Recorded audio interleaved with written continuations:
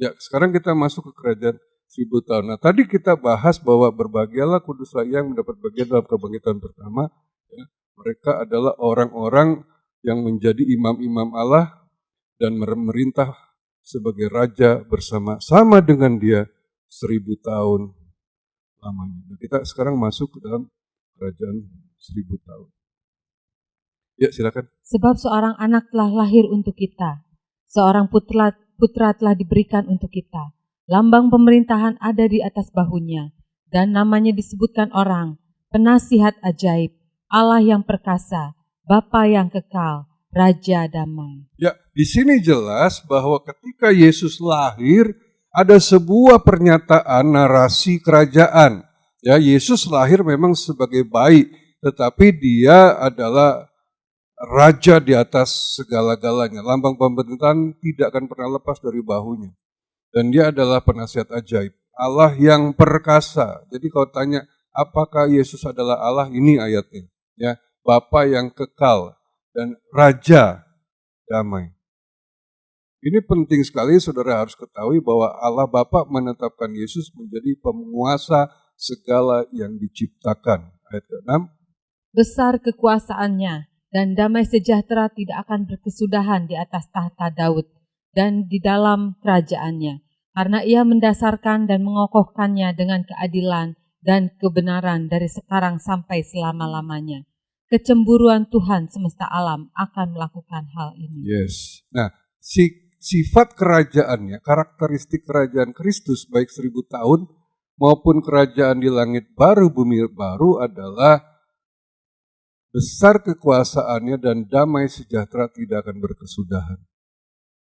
Jadi kondisi kerajaannya damai sejahtera, ya, sukacita, kelimpahan dalam segala hal.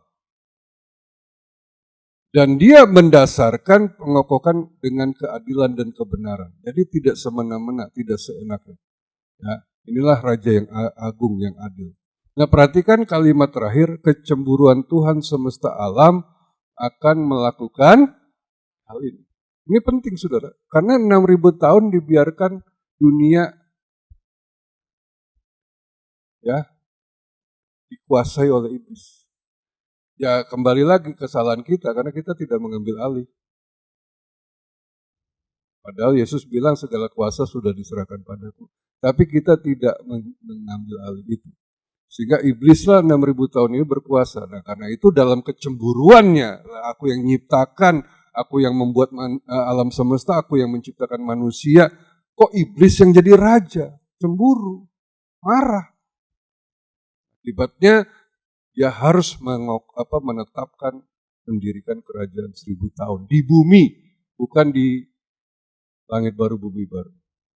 Ya, di bumi yang masih ada. Ini penting, karena ini bicara tentang pemilik, ya, penguasaan. Oke? Ya, tangkap dulu ini. Dia harus jadi raja apapun yang terjadi, dia harus berkuasa. Oke? Baik, kita akan lanjut. Nah, ini Yesaya 65:17 adalah penggambaran tentang kerajaan 1000 tahun. Kondisi-kondisinya dan segala hal yang ada di dalamnya. Silakan. Sebab sesungguhnya aku menciptakan langit yang baru dan bumi yang baru. Hal-hal yang dahulu tidak akan diingat lagi dan tidak akan timbul lagi dalam hati. Ya, sampai di situ dulu.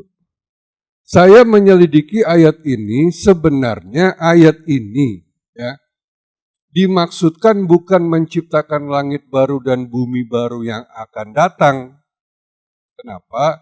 Karena kisah yang dibagikan di sini bukan tentang langit baru dan bumi baru setelah bumi dihancurkan.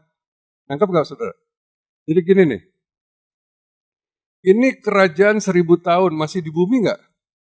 Masih di bumi. Langit baru dan bumi baru akan diciptakan kalau bumi sudah dihancurkan, sudah nggak ada. Nangkep ya?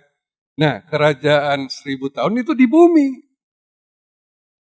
Nanti di sini baru langit baru dan bumi baru. Setelah bumi dihancurkan atau kiamat lah kalau bahasa ini. Jadi yang disebut menciptakan langit baru bumi baru sebenarnya bukan menciptakan tapi memulihkan Kenapa? Ingat, 7 materai, 7 sangkakala, 7 cawan, itu menghancurkan bumi nggak? Porak-poranda. Hancur-hancuran itu. Ya, matahari membakar, pulau-pulau hancur, ya kan? Laut jadi darah dan sebagainya. Ini perlu dipulihkan. Jadi yang dimaksud menciptakan di sini memulihkan kondisinya. Karena tadi udah acak-acakan, sudah berantakan, sudah hancur-hancuran. Di sini dipulihkan. Dipulihkan seperti apa? Saya yakin dipulihkan sekondisi Taman Eden. Karena itu perfect original waktu Tuhan menciptakan sebelum dihancurkan oleh dosa. Anggap ya, jadi bukan langit baru, bumi baru yang sini. Tapi di sini bumi yang lama, langit yang lama cuma dipulihkan. Kalau enggak, sudah jadi bingung nanti. Oke, terus? Tetapi bergiranglah dan bersorak-sorak untuk selama-lamanya atas apa yang kuciptakan. Sebab sesungguhnya aku menciptakan Yerusalem penuh sorak-sorak dan penduduknya penuh kegirangan. Akan terjadi di mana kondisi sangat indah, damai, penuh sukacita. Ini gambaran saja ya, kotanya begitu indah. Oke, terus? Aku akan bersorak-sorak karena Yerusalem dan bergirang karena umatku. Di dalamnya tidak akan kedengaran lagi bunyi tangisan dan bunyi erang pun tidak. Kerajaan 1000 tahun kondisi demikian menyenangkan, demikian indah. Perhatikan sudah dipulihkan dan kondisinya seperti Taman Eden, maka tidak ada penyakit. Tidak ada kesusahan. Tidak ada sulit cari kerja. Ya, tidak ada banting tulang, peres keringat yang berlebihan seperti kondisi sekarang, karena sudah dikuasai iblis, dihancurkan dengan sistemnya. Kita seperti mengais-ngais untuk hidup saja, untuk bertahan susah. Tapi di sini kondisi damai, sejahtera, sukacita, penuh dengan kelimpahan. Lanjut. Di situ tidak akan ada lagi bayi yang hanya hidup beberapa hari, atau orang tua yang tidak mencapai umur suntuk. Sebab siapa yang mati pada umur 100 tahun masih akan dianggap muda.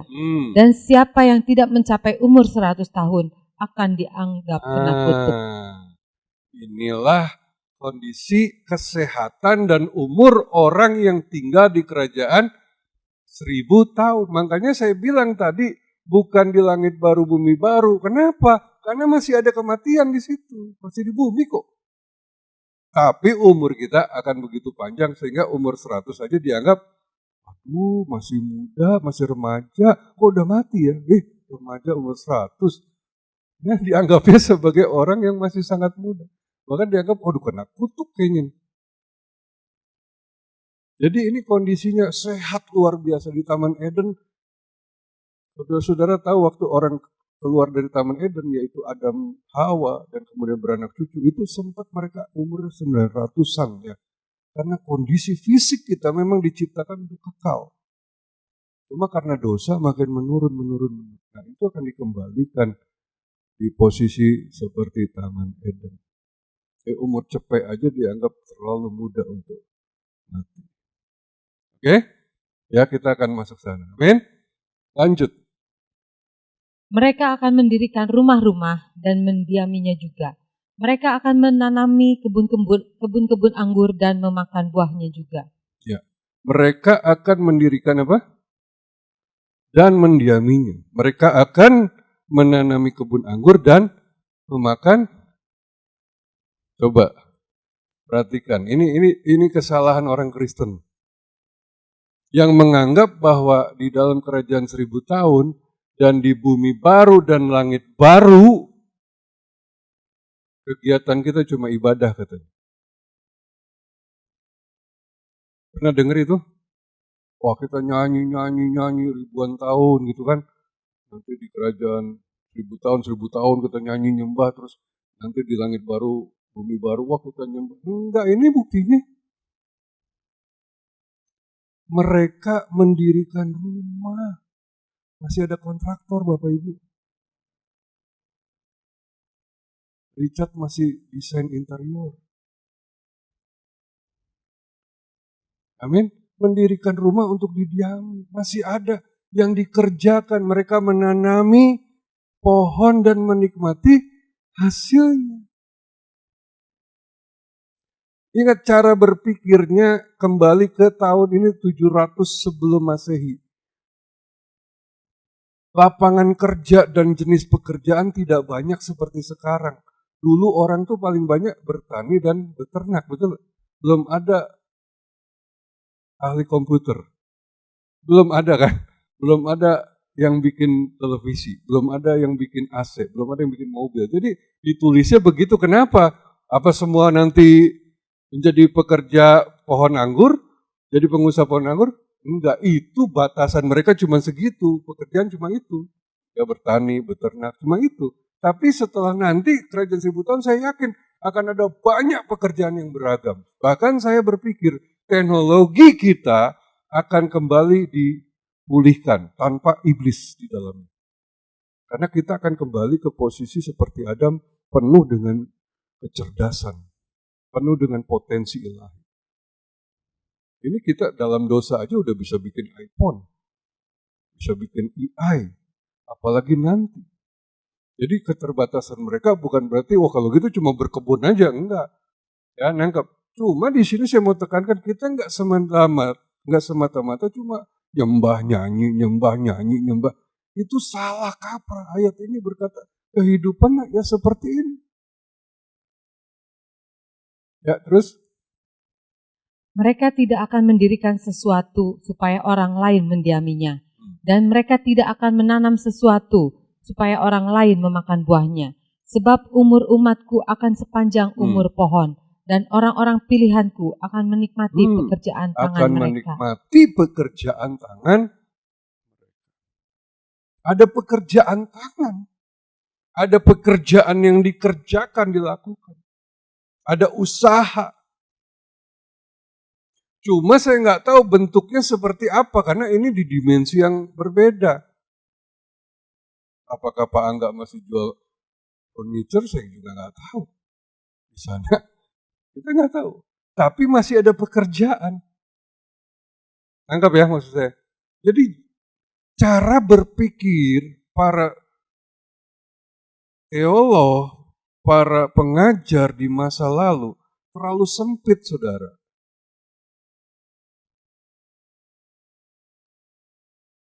Malah saya sekarang harus berpikir, kalau memang saudara ada kans untuk memerintah, pelajari dong tentang tata negara, pelajari dong tentang tata kota, pelajari dong tentang hukum-hukum. Supaya kita nanti punya, ada modal. Lah, kalau enggak saudara, kita nanti mimpin bagaimana?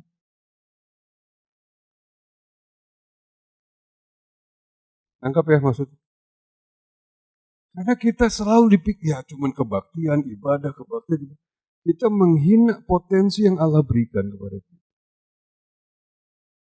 Nanti kita memerintah loh, yang diperintah bangsa-bangsa. Bagaimana engkau memerintah?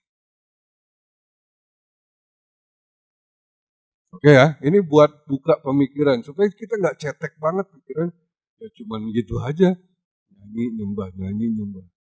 Ya, padahal di sini enggak, kita ada pekerjaan, ada hasil yang kita nikmati. Oke, lanjut. Mereka tidak akan bersusah-susah dengan percuma dan tidak akan melahirkan anak yang akan mati mendadak. Sebab mereka itu keturunan orang-orang yang diberkati Tuhan dan anak cucu mereka ada beserta mereka. Luar biasa. Ya, ini pemandangan Taman Eden. Di Taman Eden orang diperintah Tuhan untuk beranak cucu, memenuhi bumi. Kondisinya adalah alam begitu indah dan semua binatang begitu ramah sebelum dosa datang. Ya, semuanya begitu bahagia. Karena mereka adalah orang-orang yang diberkati oleh Tuhan. Ya. Maka sebelum mereka memanggil, aku sudah menjawabnya. Ketika mereka sedang berbicara, aku sudah mendengarkan. Yes. Kedekatan Tuhan karena dia tinggal bersama dengan kita, belum dipanggil saja sudah datang. Sebelum berdoa saja, ya, dia sudah mendengar. Artinya ada keintiman, kedekatan yang tiada batas. Kalau sekarang dibatasi sekali oleh kondisi kita, dosa-dosa kita yang menghalangi hubungan kita dengan Tuhan. Hawa nafsu kita, keinginan-keinginan kita yang masih duniawi, menghalangi keintiman dengan Tuhan, kemurnian kita. Karena Tuhan pernah berkata, bukan tanganku kurang panjang untuk menolong, tetapi dosa-dosamu yang menghalangi. Jadi nanti dunia tanpa iblis itu adalah sebuah kenyataan. Dunia tanpa, dalam tanda kutip, tanpa kehadiran kejahatan dan dosa. 25, silakan. Serigala dan anak domba akan bersama-sama makan rumput. Singa akan memakan jerami seperti lembu, dan ular akan hidup dari debu. Tidak ada yang akan berbuat jahat atau yang berlaku busuk di segenap gunungku yang kudus. Firman Tuhan. Nah, itu kondisi. Seperti Taman Eden. Yang menarik adalah kembalinya binatang-binatang buas ke kondisi awal. Tidak makan daging, tapi makan tumbuhan. Dan kita bisa begitu akrab dengan binatang itu sehingga nggak takut lagi. Ya, seperti tadi singa, harimau, serigala bisa begitu damai. Mau ke sana? Haleluya, amin. Ya, tepuk tangan dulu deh buat Tuhan, dahsyat. Inilah rancangan awal Tuhan seperti ini. Ini yang dia rindukan dan dia akan kembalikan kondisi. Nah, kerajaan 1000 tahun, kalau saudara mau pelajari lagi di rumah, ada beberapa ayat yang akan memberikan pengertian kepada kita. Tapi saya tidak ada waktu untuk membacanya, untuk mengulasnya saudara bisa baca saja sendiri. Tentu saja dalam 1000 tahun teknologi peradaban akan sangat maju. Gak mungkin kembali ke masa primitif. Pasti kota-kota akan indah seperti ini. Cilegon nggak tahu nanti kayak apa. Anyer kayak apa saya nggak tahu. Cuman yang jelas jadi indah karena 1000 tahun tuh waktu yang lama untuk mengolah, ya, untuk memperbaharui dan menjadikan indah. Semua yang hancur akan digantikan. Oke, nanti saudara bisa baca. Nah, sekarang kita masuk satu wilayah yang menurut saya cukup berpolemik tentang yang memerintah dan diperintah. Siapakah yang memerintah dalam kerajaan 1000 tahun? Silakan dibaca. Dan barang siapa menang dan melakukan pekerjaanku sampai kesudahannya, kepadanya akan kukaruniakan kuasa atas bangsa-bangsa. Dan ia akan memerintah mereka dengan tongkat besi. Mereka akan diremukkan seperti tembikar tukang periuk, sama seperti yang kuterima dari Bapakku. Wahyu 2 itu adalah awal dari surat-surat yang diberikan kepada 7 gereja. Nanti dalam pembahasan paling akhir ini akan kita bahas juga untuk saudara mengetahui betapa pentingnya ini. Dikatakan barang siapa menang dan yang melakukan pekerjaanku sampai kesudahannya, kepadanya akan kukaruniakan kuasa atas bangsa-bangsa. Jelas di sini bahwa ada yang nggak menang. Kita cobalah berpikirnya jangan terlalu sempit, cetek kayak dulu. Tapi kalau ada yang menang berarti ada yang nggak menang gitu kan. Jangan semua rata orang Kristen pasti memerintah. Enggak begitu. Ini ditulis siapa yang menang dan melakukan pekerjaannya sampai selesai. Pekerjaan yang dimaksud adalah segala hal yang keluar dari hidup kita. Perkataan, pikiran, perbuatan, karakter, sikap hidup. Itu adalah sebuah pekerjaan yang muncul atau buah lah kalau bahasa gampang. Buah yang keluar dari hidup kita. Berarti yang tidak menang dan juga yang tidak melakukan pekerjaan sampai akhir tidak akan memerintah gitu aja. Ya, nah, supaya kita lebih sadar gitu bahwa wah ternyata di sini kita harus perbaiki hidup kita. Makanya pengajaran akhir zaman yang kita pelajari sekarang berbeda dengan yang dulu. Kalau saudara bilang, sama aja, berarti saudara nggak belajar selama ikutin. Nggak nangkep apa-apa. Beda. Saya berusaha seakurat mungkin. Karena apapun per kalimat kita bahas, per kata kita bahas. Supaya mendapat pengertian yang mendalam. Dan dia akan memerintah mereka dengan tongkat besi. Itu adalah janji Tuhan ketika kerajaan 1000 tahun. Dosa tidak diizinkan lagi. Tuhan akan bersikap keras dan kita juga akan memerintah dengan sikap yang keras. Siapa lagi yang memerintah? Ya. Barang siapa menang, ia akan kududukan bersama-sama dengan aku di atas tahtaku. Sebagaimana aku pun telah menang dan duduk bersama-sama dengan Bapakku di atas tahtanya. Barang siapa menang, ia akan kududukan bersama dengan aku di atas tahta. Orang duduk di atas tahta ngapain? Memerintah. Yang nggak menang, yang nggak memerintah.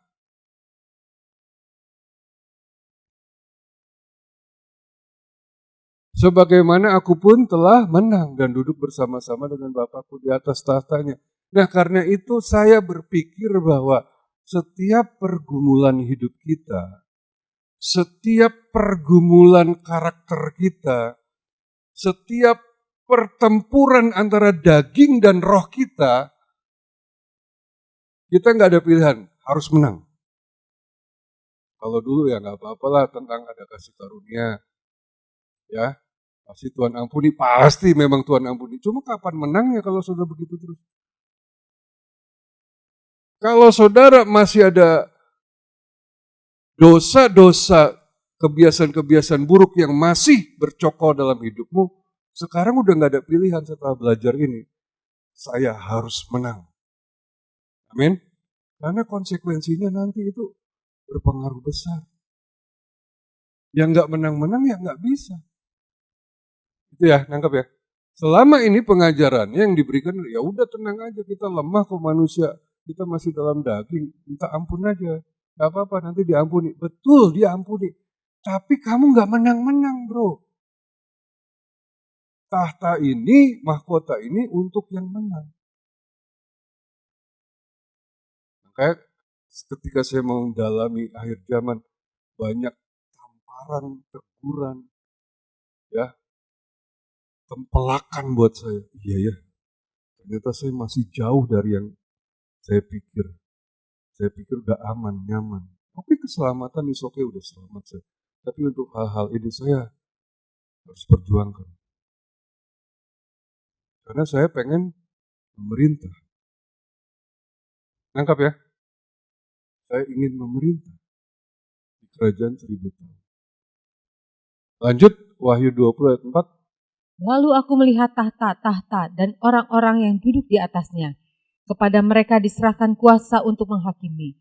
Aku juga melihat jiwa-jiwa mereka yang telah dipenggal kepalanya karena kesaksian tentang Yesus dan karena firman Allah, yang tidak menyembah binatang itu dan patungnya, dan yang tidak juga menerima tandanya pada dahi dan tangan mereka. Dan mereka hidup kembali dan memerintah sebagai raja bersama-sama dengan Kristus untuk masa 1000 tahun. Jelas di sini adalah orang-orang yang dianiaya, bahkan yang menyerahkan nyawa mereka untuk menjadi martir, sudah tidak disangsikan lagi. Mereka lah orang-orang yang akan jadi pemerintah. Jadi ketika dulu kita dianiaya, kita selalu minta keadilan. Betul nggak? Betul ya? Saya juga begitu. Ketika gereja dipersulit, ketika kita nggak boleh ibadah, atau ketika kita dipukuli, ketika diludahi, saya pikir kita harus membela diri dong. Kita harus minta keadilan kepada negara dong. Ini kan ada hukumnya.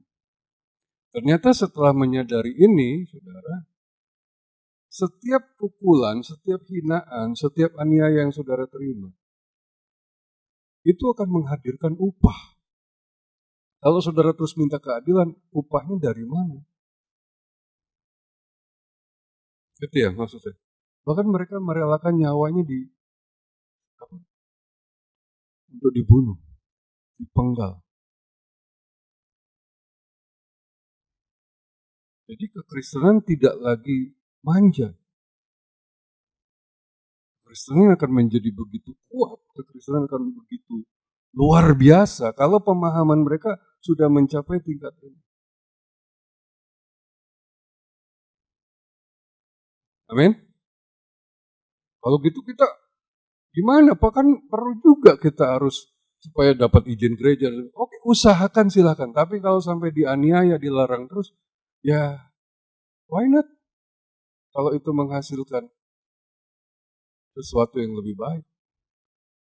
Karena Paulus pernah berkata bahwa penderitaan saat ini tidak ada artinya dibandingkan kemuliaan yang akan kita terima di masa yang akan datang. Tangkap ya saudara. Jadi izinkan, nikmati, terima. Selama ini kita selalu berontak menghindar dari semua itu. Tapi ajaran-ajaran di akhir zaman tidak menyetujui hal itu. Ya, saya jadi mengevaluasi ulang kehidupan. Cuma setelah kerajaan 1000 tahun masih ada peristiwa. Kenapa? Karena dunia ini tanpa iblis. Iblis sedang di mana? Ditahan di jurang maut. Ada banyak keturunan yang belum pernah ketemu setan. Ada banyak keturunan yang belum pernah diuji imannya. Ada orang yang belum mengerti tentang apa itu dosa, tawaran-tawaran. Tuhan itu adil. Kalau mau ikut gua, lu harus benar-benar ikut gua. Lu pasti ikut gua kalau nggak ada yang nawarin yang lain. Betul nggak? Cengli dong. Tapi kalau aku izinkan ada yang nawarkan yang lain, kamu tetap ikut aku nggak? Itulah persis seperti Taman Eden. Karena itu, silakan. Dan setelah masa 1000 tahun itu berakhir, iblis akan dilepaskan dari penjaranya. Eng-ing-eng. Si Kuya Batok ini, si Biang Kerok ini dilepas lagi. Silakan. Dan ia akan pergi menyesatkan bangsa-bangsa pada keempat penjuru bumi, yaitu Gog dan Magog, dan mengumpulkan mereka untuk berperang, dan jumlah mereka sama dengan banyaknya pasir di laut. Jadi di masa 1000 tahun setelah dilepas, beberapa waktu lamanya, tawaran-tawaran, godaan-godaan, dan sebagainya masih ikut juga sebanyak pasir sedikit atau banyak. Tidak terhitung. So, lihat manusia. Kok Tuhan izinkan lagi? Ya, dia nggak mau paksa kita mengasihi dia. Harus melihat apakah kita rela ikut dia, sekalipun digoda. Akankah kita setia sekalipun ditawarkan hal yang lain. Seperti Adam Hawa gagal. Demikian mereka diberi kesempatan terakhir. Karena Tuhan gak mau kita terpaksa. Itulah keadilan Tuhan. Lihat yang bangkit melawan Tuhan. Berperang itu sebanyak pasir di laut. Next. Silakan. Maka naiklah mereka ke seluruh dataran bumi, lalu mengapung perkemahan tentara orang-orang kudus dan kota yang dikasihi itu. Tetapi dari langit turunlah api menghanguskan mereka. Ya, ini terakhir. Tuhan udah benar-benar kasih kesempatan. Mereka masih melawan, memberontak. Sehingga akhirnya udah ini terakhir, turunlah dari langit api yang menghanguskan mereka. Ya. Dan iblis yang menyesatkan mereka dilemparkan ke dalam lautan api dan belerang, yaitu tempat binatang dan nabi palsu itu. Dan mereka disiksa siang dan malam sampai selama-lamanya. Di ending akhir cerita, si iblis mengacau segalanya dari awal zaman. Dilempar ke lautan api. Ini adalah neraka abadi. Beda dengan yang sebelumnya. Ya, jurang maut, alam maut, kerajaan maut itu neraka sementara. Kalau ini neraka abadi. Dan iblis dibuang ke sana bersama dengan 2 orang antikris, yaitu binatang dan sang Mesias atau Nabi palsu. Mereka disiksa siang malam sampai selama-lamanya. Dan inilah neraka dibangun, diciptakan Tuhan bukan untuk manusia sebenarnya, tapi untuk mereka. Cuma para pengikutnya banyak. Manusia jadi ikut ke situ. Oke, nah ini masih ada peristiwa lagi. Ya. Lalu aku melihat suatu tahta putih yang besar dan Dia yang duduk di atasnya. Dari hadapannya lenyaplah bumi dan langit dan tidak ditemukan lagi tempatnya. Perhatikan di situ, lalu aku melihat suatu tahta putih yang besar dan Dia yang duduk di atasnya. Dari hadapannya lenyaplah bumi dan langit dan tidak ditemukan lagi tempat. Pada saat itulah ketika iblis ditaruh di dalam neraka abadi, neraka yang sebenarnya, maka bumi waktu itu akan dimusnahkan, kerajaan 1000 tahun berakhir. Mereka masuk satu tempat di mana ada pengadilan untuk semua manusia yang tidak mengenal Tuhan. Yang sudah mengenal Tuhan tadi udah diadili ya, sudah dikasih jabatan, posisi. Tapi ini untuk orang-orang yang tidak mengenal Tuhan. Pertanyaannya, kenapa masih diadili? Kan mereka sudah tidak percaya Yesus.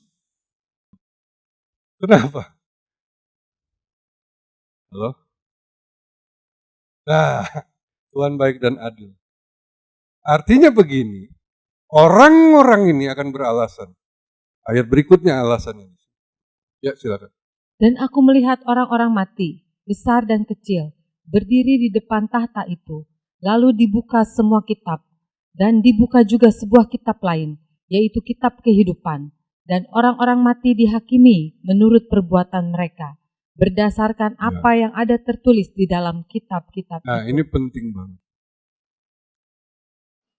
Aku melihat orang mati besar kecil berdiri di depan tahta itu. Siapa mereka? Orang-orang tidak percaya. Kenapa mereka masih dihakimi? Bukankah udah gak percaya? Ya, mereka tidak percaya karena mereka percaya kepada yang lain. Lalu dibuka semua kitab. Kitab apa yang dibuka?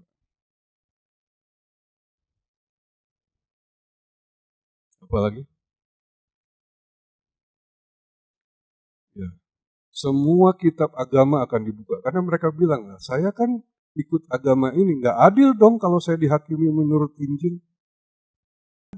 Nah di sini ternyata saudara, ketika engkau memilih satu agama, engkau harus melakukan semua tuntutan agama dengan sempurna. Kalau kurang dari sempurna, tetap binasa. Di situ baru, oke, aku adili menurut apa yang kau mau.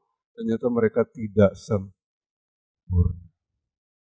Ya, tetap dihukum. Tuhan itu sangat adil. Makanya semua kitab akan dibuka. Berdasarkan, mereka akan dihakimi berdasarkan apa yang tertulis di dalam kitab itu. Mungkin yang ateis akan menurut filsafat-filsafat yang mereka yakini. Mungkin yang komunis buku Karl Marx mungkin. Mohon maaf, komunis yang sekarang gak ada yang murni. Tetap pemimpinnya kaya-kaya. Padahal menurut buku itu harusnya sama rata. Jadi nggak ada yang sempurna, bahkan di kepercayaan komunis sekalipun, di kepercayaan ateis sekalipun. Nah, komunis itu kapitalisme juga.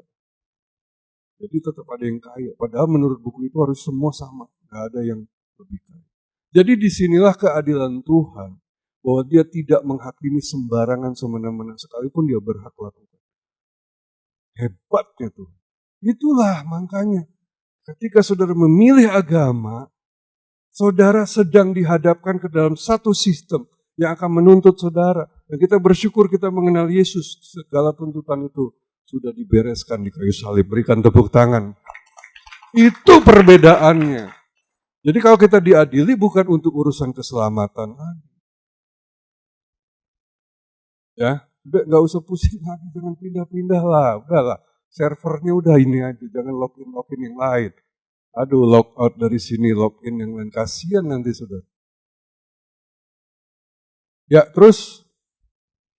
Maka laut menyerahkan orang-orang mati yang ada di dalamnya. Dan maut dan kerajaan maut menyerahkan orang-orang mati yang ada di dalamnya. Dan mereka dihakimi masing-masing menurut perbuatannya. Lalu maut dan kerajaan maut itu dilemparkanlah ke dalam lautan api. Itulah kematian yang kedua, lautan api. Dan setiap orang yang tidak ditemukan namanya tertulis di dalam kitab kehidupan itu, ia dilemparkan ke dalam lautan api itu. Semua neraka sementara pun kerajaan neraka maut itu pun dilemparkan ke dalam lautan api. Itulah neraka yang sesungguhnya. Itulah kematian kedua, lautan api. Dan setiap orang yang tidak ditemukan namanya dalam kitab kehidupan, orang-orang yang tidak percaya pasti ke sana. Karena itu tanggung jawab saudara dan saya, adakah keluarga kita yang belum menerima Yesus? Banyak. Jangan sampai ini terjadi. Karena tidak ada kesempatan kedua.